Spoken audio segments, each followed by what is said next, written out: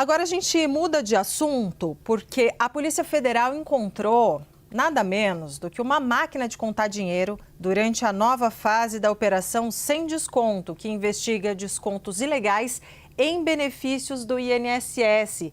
Entre os alvos estão familiares do senador Weverton Rocha. A PF aponta indícios de ocultação da origem e do destino de recursos. Os detalhes a gente confere agora com a repórter Carol Rosito. Carol, muito boa tarde para você. Seja bem-vinda. Oi, Débora. Boa tarde para vocês também. Boa tarde a todos. Olha, a Polícia Federal cumpriu 18 mandados de busca e apreensão em endereços aqui no Distrito Federal, também no Maranhão, essa nova fase da Operação Sem Desconto, autorizada pelo Supremo Tribunal Federal, como você disse, mirou familiares do senador Weverton Rocha, do PDT do Maranhão. Ele não foi alvo diretamente, né? A operação não atingiu diretamente o senador, mas ele já tinha sido alvo, vamos lembrar, dessa mesma operação, uma outra fase, em dezembro de 2025. Ele já é investigado na Sem Desconto. O seu advogado, Willer Tomás, também foi alvo da operação de hoje. Foi exatamente no escritório dele que a PF encontrou essa máquina de contar dinheiro que você citou agora há pouco. A PF apura suspeita de lavagem de dinheiro dentro do esquema de fraude do INSS, né? Pessoas físicas e empresas teriam movimentado dinheiro vivo com um intuito, com o objetivo de dificultar o rastreamento e o destino desses recursos. Então a PF quer entender a partir de agora exatamente para onde, de onde saíam esses recursos e quem seriam os reais beneficiados com esse esquema. O senador é um dos vice-líderes do governo aqui dentro do Senado Federal, uma pessoa diretamente ligada, né, nome de confiança, inclusive do presidente da Casa, Davi Alcolumbre, já tinha confirmado, inclusive, em outras oportunidades, que já tinha tido encontros ali com um dos principais personagens, né, peça-chave de toda essa investigação, um empresário conhecido como Careca do INSS. Em nota, o senador disse que não ficou surpreso dessa vez com a nova operação da PF, mas não esperava que ela mirasse seus familiares. Recebeu a operação com tranquilidade, dizendo que não tem nada a esconder e que todas as movimentações mencionadas são frutos de atividades profissionais e empresariais que já foram declaradas à Receita Federal. A gente segue acompanhando, viu, Débora, os desdobramentos dessa operação. Volto com vocês. Carol Rosito, muito obrigado pelas suas informações aí em Brasília. Matheus Teixeira volta para a tela conosco aqui. Matheus, como a PF encara a operação de hoje sobre esses desvios de benefícios do INSS?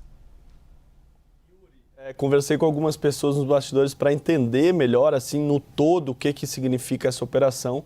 E eles têm um otimismo ali nos bastidores da investigação, no sentido de que é uma etapa decisiva para o que deve ser concluído em um dos relatórios finais da questão do esquema do INSS. O Weverton Rocha é do PDT, é o partido que tocava o Ministério da Previdência e o próprio INSS, era por indicação do partido. O entendimento é que ele pode vir a ser, aí, a depender do desenrolar das provas, considerado um dos grandes pivôs do ponto de vista político de todo o esquema dos descontos associativos do Instituto de Seguridade Social.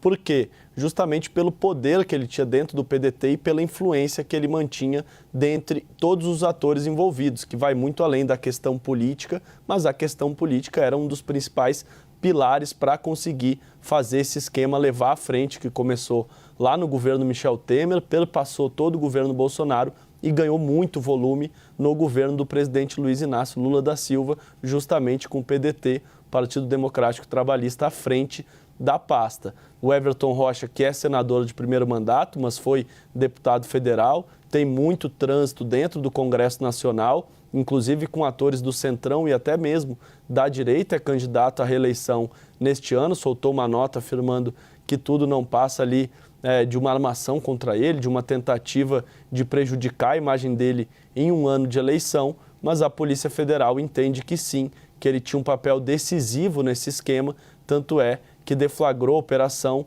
como alvo diversos parentes de Weverton Rocha. O Weverton Rocha é senador pelo PDT do Maranhão, mas tinha essa proximidade com o Willer Tomás, que é um advogado que também ajudava em toda essa operação, que, como a gente já mostrou, contava com o ex-presidente do INSS, também com o careca do INSS, Antônio Carlos Antunes, que a gente falava por causa dos inquéritos contra o filho do presidente, mas o nome dele surgiu justamente na questão dos descontos associativos dos aposentados e pensionistas. Ele teve na mira também da CPMI do INSS no Congresso Nacional, assim como o próprio senador Everton Rocha, que ali já surgia o nome dele nas investigações, mas apesar de o nome dele já ter aparecido uma vez ou outra, agora foi a vez que ele entra de fato na mira da Polícia Federal e a PF vê ele como um ator ali fundamental em toda a trama que levou a esse esquema bilionário de descontos associativos do INSS, Yuri e Débora.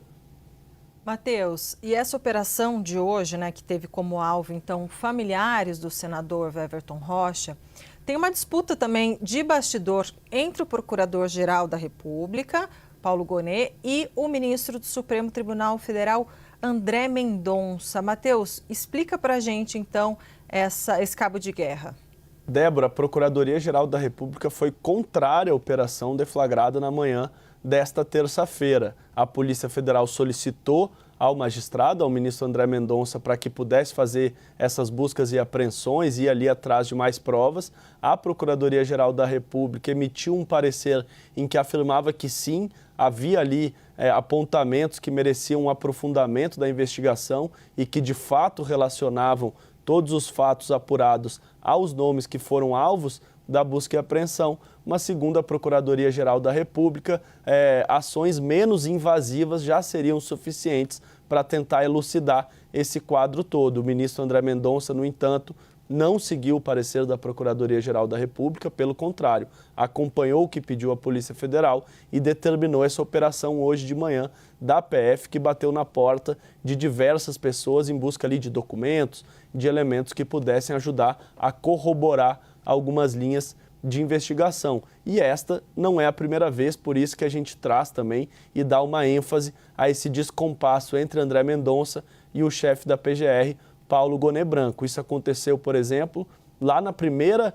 operação do Banco Master deflagrada sob a relatoria do ministro André Mendonça. Paulo Gonet também viu que não era necessária aquelas medidas cautelares, a prisão, prisões e tudo relacionado ao Banco Master. Na decisão em que ele determina isso em março, o ministro André Mendonça afirmou que era lamentável a postura da PGR. Lamenta-se, foi aspas dele, a posição da Procuradoria-Geral da República, e isso não é exatamente novo. A gente viu, por exemplo, nos últimos anos, antes deste mandato, antes desses anos mais recentes, quando era o ministro Alexandre de Moraes relatando alguns inquéritos contra o então presidente Jair Bolsonaro e seu entorno. O então Procurador-Geral da República, Augusto Aras, se opunha em diversas vezes às medidas da Polícia Federal e Alexandre de Moraes passava por cima da PGR e acabava acatando o que pedia a Polícia Federal.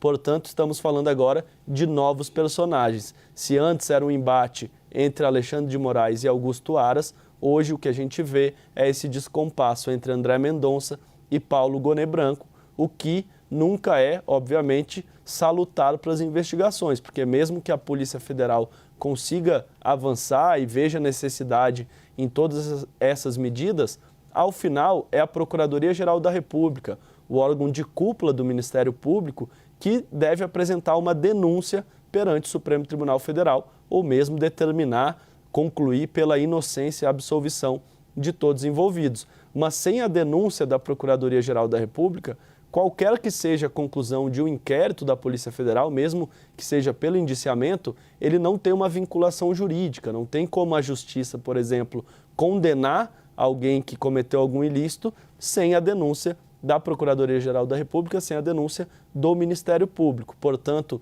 mesmo que a Polícia Federal e a PGR estejam ali em pé de igualdade no decorrer das investigações, ao final, quem tem mais poder, quem pode pedir a condenação de uma ou outra pessoa é o Ministério Público e, portanto, esse descompasso entre o ministro e a PGR e também entre a PGR e a Polícia Federal podem, de alguma forma, ter consequências perante a investigação. Porque ao final não adianta a Polícia Federal investigar o que quer que seja, é a PGR que vai à Justiça, que vai ao Supremo Tribunal Federal e apresenta a denúncia. Depois de apresentada a denúncia, o colegiado, geralmente são as turmas do Supremo que decidem isso, porque não é mais o plenário que cuida de casos criminais, a turma decide se recebe a denúncia e abre uma ação penal para, ao final, votar pela condenação ou absolvição. Débora e Yuri.